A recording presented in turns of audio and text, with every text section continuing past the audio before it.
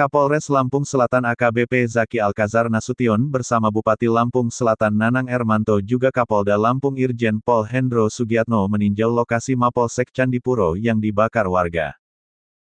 Setelah kejadian pembakaran Mapolsek Candipuro semalam, tim kepolisian dari Polsek Candipuro juga Polres Lampung Selatan langsung bergerak cepat mengamankan situasi. Kami sudah mengamankan 8 orang yang diduga sebagai dalang perusakan dan pembakaran Polsek Candipuro, kata Kapolres Lampung Selatan AKBP Zaki Alkazar Nasution dalam kunjungannya di Mapolsek Candipuro, Rabu tanggal 19 Mei tahun 2021. Sekarang 8 orang tersebut sudah kami amankan di Polres Lampung Selatan. Kami masih melakukan penyelidikan mengenai motif perusakan dan pembakaran Polsek tersebut, kata Zaki. Zaki menambahkan sampai saat ini tim kepolisian masih meminta keterangan dari 8 orang tersebut.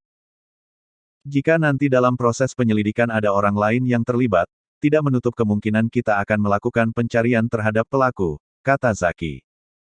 Motif sementara orang-orang tersebut melakukan provokatif dan pelaku perusakan juga. Sesuai dengan instruksi dari Kapolda kita harus menindak tegas.